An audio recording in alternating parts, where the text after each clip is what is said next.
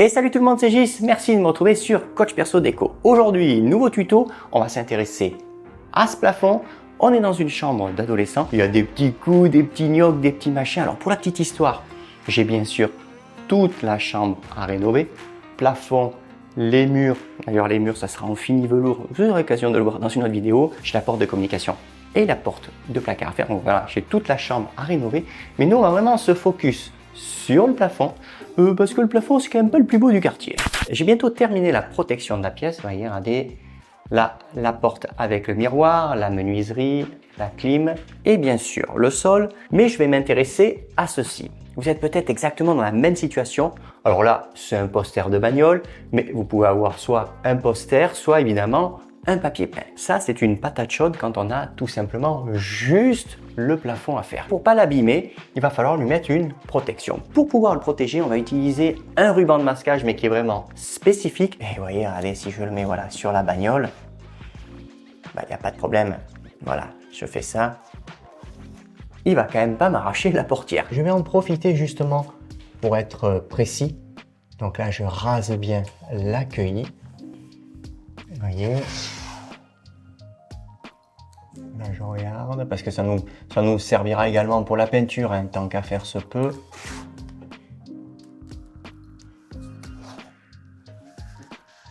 Puisque le ruban de masquage est en place et qui fait office, on va dire, de protection, je vais mettre la bâche. Donc c'est une bâche que l'on déplie. Électrostatique, ça va aller très très bien.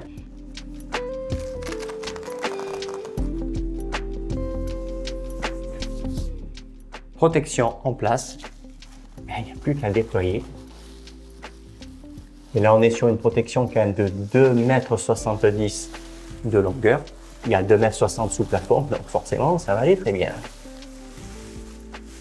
Peu importe, un peu d'enduit, un peu de peinture, un peu ce que vous voulez, mais au moins, vous êtes tranquille. On va passer donc à l'étape travaux préparatoires. Et là, pour le coup, on va commencer par le ponçage. Là, il y a le gnoc sur le plafond et il y a également une sorte de serpentin de l'autre côté. Ça, c'est quelque chose qui a dû être collé. Ce qu'il faut bien penser, c'est qu'avant même de faire les travaux préparatoires, c'est-à-dire le rebouchage et le primaire, il faut quand même poncer tout le plafond. Je vais utiliser un abrasif souple, granulométrie 150. Ça va être, vous voyez, pour dépointer, casser un petit peu des aspérités.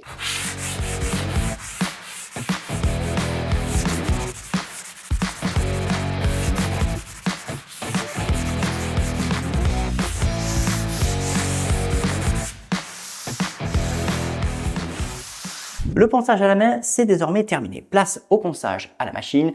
Je vais le faire avec une ponceuse excentrique, diamètre 150 équipée d'un grain. 150, ça c'est très important. Si vous poncez à la main en 150, la machine, bien sûr, il faut conserver le même grain.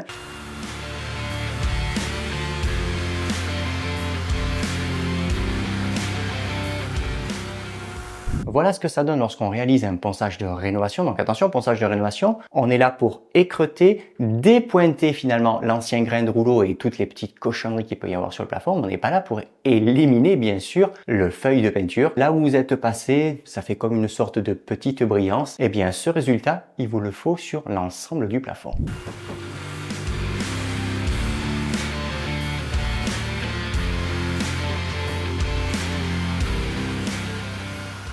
Le ponçage est désormais terminé, on va passer le chiffon microfibre pour pouvoir éliminer le voile de poussière. Alors ce qu'il faut bien penser, il y a des petites réparations à faire. J'ai pas grand chose, j'ai un coup là, un petit truc là et une petite babiole. C'est pas méchant, vous peut-être que c'est un petit peu plus important. On va uniquement dépoussiérer la zone à réparer, puisque de toute manière il va falloir faire encore un petit coup de ponçage forcément pour les réparations. Je viens. Voilà, j'élimine, j'ai un petit truc, voilà, j'ai juste un petit truc ici. Vous voyez, on dirait pas, hein, mais ça fait voilà ce fameux voile de poussière. Et le voile de poussière avec l'enduit et avec la peinture, ça n'a jamais fait bon ménage. Je me suis préparé de l'enduit de rebouchage express. Alors il est en poudre parce que là, les réparations, ça ne se traite pas avec un enduit de lissage. Si vous en avez qui est directement tout prêt, que ce soit en tube ou en pâte, ça va pour le coup très très bien. Voilà, j'applique une couche. Alors, ce qu'il faut bien penser, c'est pas parce que c'est dans du rebouchage, vous voyez, qu'on rebouche comme ceci en disant « Bon, c'est pas grave, un coup de ponceuse, j'ai économisé une couche. » Non, Là, forcément, vous allez quand même creuser. Donc, on tire à 0. Blanc sur blanc, c'est pas toujours évident de retrouver ces enduits. Alors, pour éviter de penser 50 fois ou de perdre du temps, porte-mine ou crayon, mine HB ou 2H, pas de feutre, pas de stylo parce que l'encre migre bien sûr dans le support.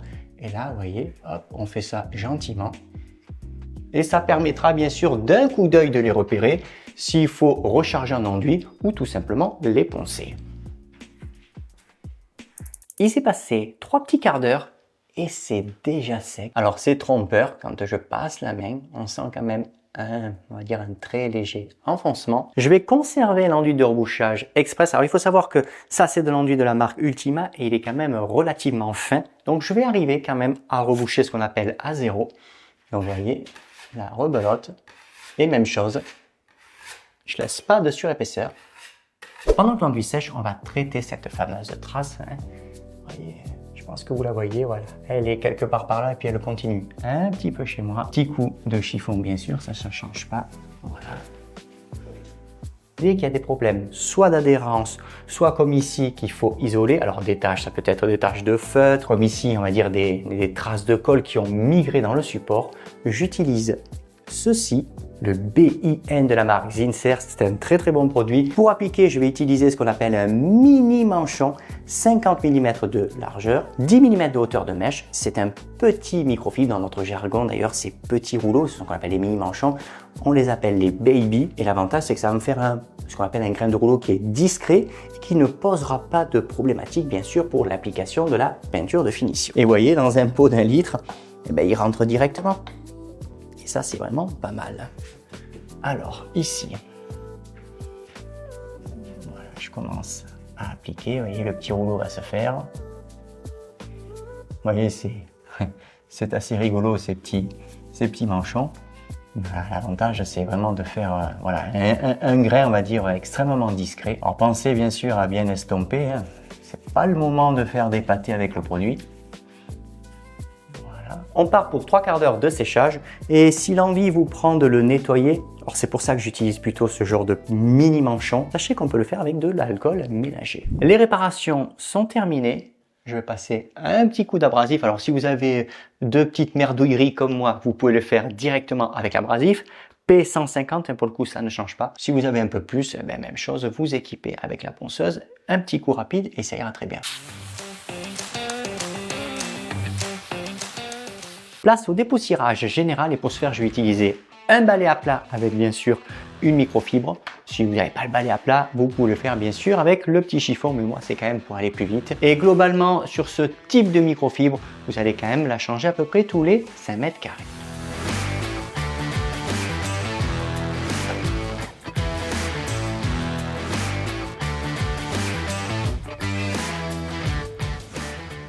J'ai préparé la peinture, elle est conditionnée dans un camion de 7 litres avec la bonne petite touillette pour pouvoir remuer quand même de temps en temps. Peinture blanche, c'est la biosourcée de Peinture La Française, dilution et nettoyage à l'eau.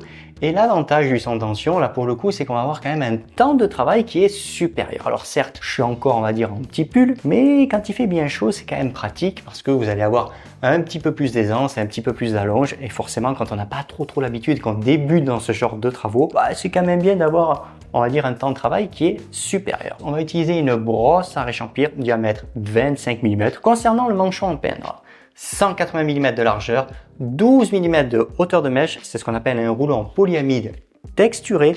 Le texturé, ça fait ce qu'on appelle un joli petit grain de rouleau. Ça va aller très bien comme si sur un support usuel, puisqu'on a cassé, on a dépointé l'ancien grain. Et puisqu'on travaille avec un polyamide texturé en 180 mm, forcément avec le 110, on va travailler également en polyamide texturé, même hauteur de mèche, donc 12 mm. Ça va nous permettre d'estomper le fameux coup de brosse et surtout de dégager ici l'écueil pour avoir une marge de sécurité. Parce que ce qu'il faut bien penser, c'est qu'on ne va pas peindre dans ce sens-là, on va peindre bien sûr dans le sens de la lumière. Donc je partirai bien sûr du fond de la pièce pour pouvoir venir vers ici la menuiserie. Je charge correctement les fibres. Pour commencer, je n'ai pas spécialement ici de réchampi à faire puisque j'avais mis le ruban de masquage. La peinture est très légèrement diluée, voilà, à peu près 3-4%. Il faut quand même conserver de l'opacité, mais d'avoir une petite dilution, ben, ça vous permet quand même d'avoir une meilleure allonge. Et comme on va mettre 2 couches, je ne risque rien en termes d'opacité. Vous voyez, le plafond est un peu écru.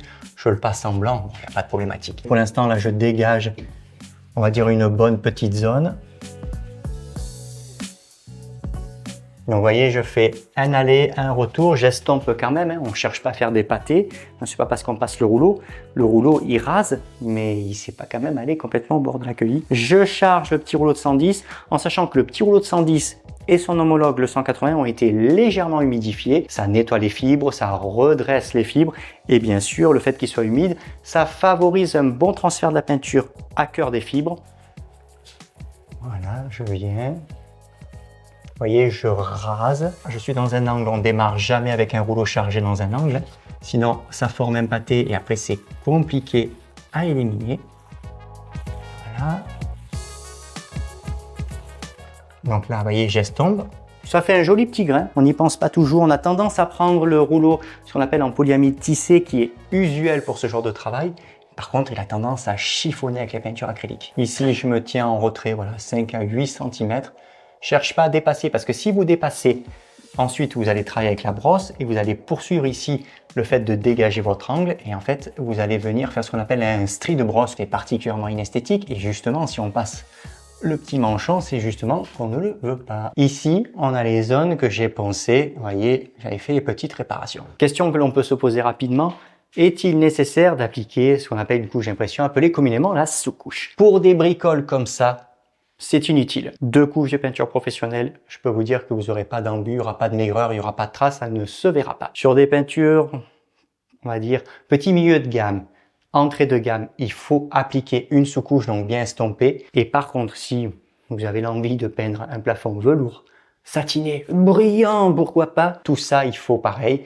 Il faut lui passer une couche d'impression pour pouvoir réguler la porosité. Les peintures velours satinées et brillantes, forcément, on a une luisance qui est beaucoup plus importante. Ça se voit, le moindre défaut s'observe. Et il faut savoir que là, certes, le plafond est mat, les murs, il va y avoir un fini velours. Je ne peux pas m'amuser ici à trop charger au niveau de l'accueilli. Parce que le problème, c'est que même si on vient estomper avec le petit manchon, il faut savoir que la zone ici, donc ça va aller à peu près de cette largeur, c'est-à-dire de 50 mm à aller jusqu'à quasiment 110 si vous avez un peu la main un peu lourde, ça va se voir une fois que vous allez peindre en velours ou en satiné. J'en parle même pas en brillant. Alors c'est pas qu'on réchampille en soi, voyez, mais je vais mordre, vous voyez, regardez, à peine. Donc c'est pas, voilà, c'est pas un travail de réchampi, hein, parce que forcément si je réchampille comme ça, vaut mieux changer de métier. Voyez, donc je mords un tout petit peu. Ça, c'est quelque chose qui ne se voit pas quand on va faire justement le réchampi, forcément de la face de mur. C'est ce qu'on appelle laisser sortir un petit peu les fibres. En fait, ça permet d'aller plus vite, bien sûr, que de faire un réchampi de plafond.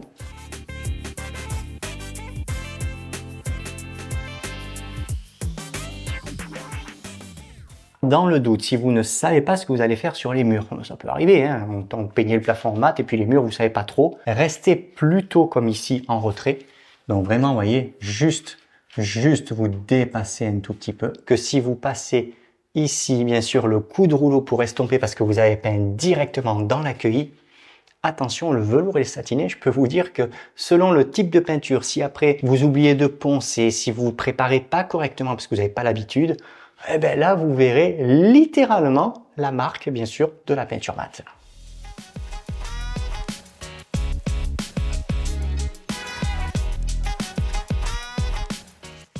Le tour du périmètre, c'est terminé. On ne traîne pas, on passe au remplissage. Vous voyez, l'ensemble des camions de peinture, dans leur grande majorité, ils disposent ce qu'on appelle de la grille post-formée, voilà, qu'on peut voir ici. Il est inutile d'acheter, bien sûr, une grille plastique ou une grille métallique. La anse, vous voyez, je la ramène vers moi pour ne pas m'approcher, bien sûr, de l'accueilli ou comme ici des portes. Donc là, je commence à travailler. Donc le rouleau, voilà, il faut qu'il se fasse, mais il a été légèrement humidifié. Donc déjà, ça se passe ça se passe bien.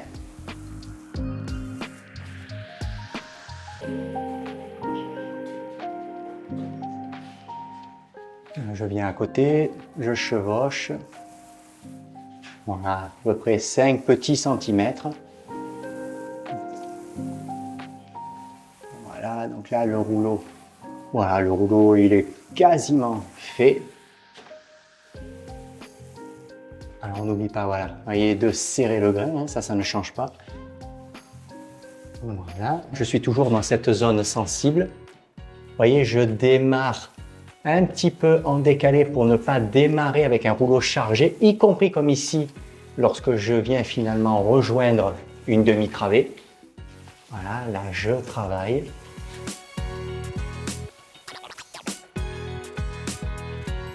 Ici on chevauche, voilà, 5 petits centimètres, hein, je vous dis. C'est inutile de faire plus, vous perdez du temps, vous gaspillez de la peinture. Il faut vraiment faire, vous voyez, les travées les plus régulières possibles. J'ai fait la valeur d'à peu près 2 fois la largeur du rouleau. Alors j'ai fait en demi-travée juste pour que le texturé puisse se faire.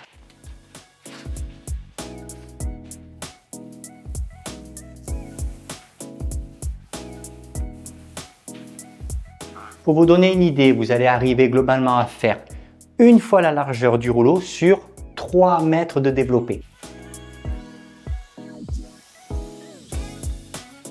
voyez, voilà, 3 mètres. Voilà, 3 mètres, ça me fait une travée complète. Alors certes, juste sur la largeur du rouleau, mais ça permet de faire une travée propre surtout. Et là, je lisse.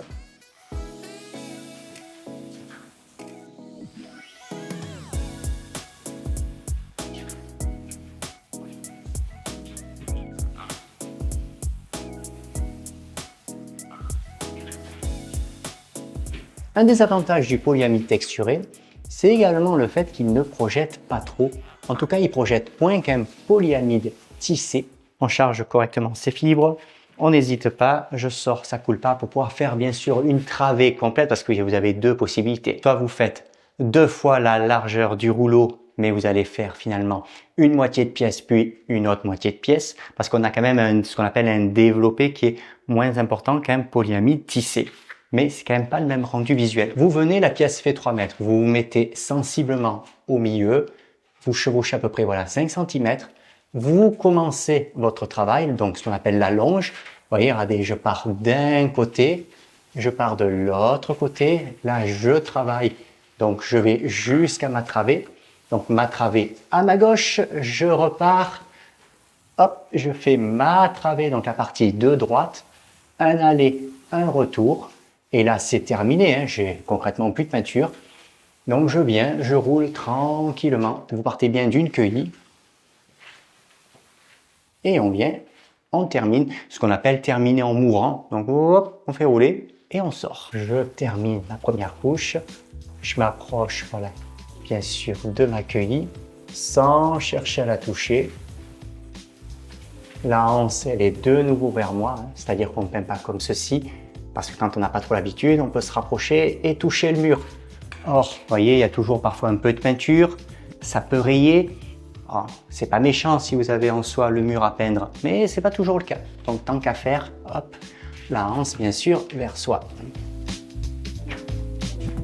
Voilà. Le dernier petit coup de lissage ici. Je roule doucement, doucement, doucement. Et voilà. Première couche terminée, étant donné que je ne fais pas d'application frais dans le frais, ce qui est possible bien sûr avec ce type de peinture, je vais laisser sécher 12 heures. La première couche de peinture est complètement sèche. Mais avant d'appliquer la dernière couche, place à l'abrasif, alors à la main j'entends, hein, il y a 12 mètres carrés, granulométrie 150, c'est juste pour casser des petites aspérités, des petites fibres que parfois le rouleau peut laisser, parce que quand il est neuf, ça peut arriver qu'il perde un petit peu. Un bon petit coup.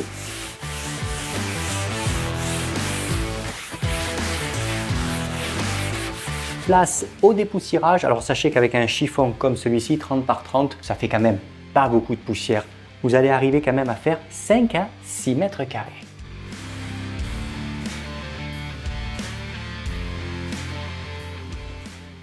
J'applique la deuxième et dernière couche de peinture. Alors il faut savoir que c'est rigoureusement le même travail. Alors je vais simplement vous montrer, voilà, un petit bout rapidement, pas de contraintes particulières. Je veux dire, voilà, ça reste un plafond, vous voyez, somme toute usuel.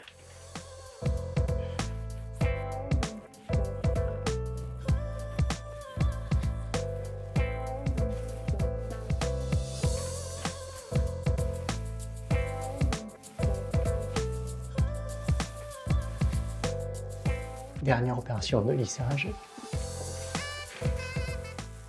Le plafond est désormais terminé. Je vais laisser sécher tranquillement quelques heures et puis on verra quand même. Hein, je vous rappelle, ici il y a le ruban de masquage, tout ça. Et le but quand même, c'est que j'arrache pas la bagnole parce que j'ai pas prévu de me farcir un poster.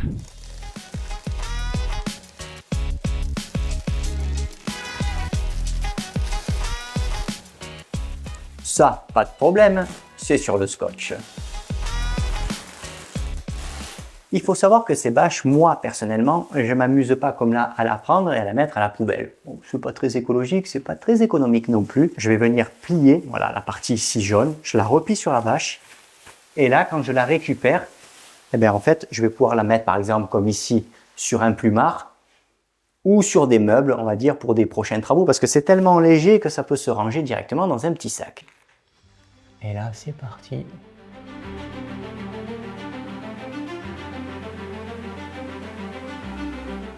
J'ai une belle petite transition au niveau du plafond parce que forcément, j'avais le ruban de masquage, je ne me suis pas amusé à réchampir et on n'a pas de marque, là c'est propre.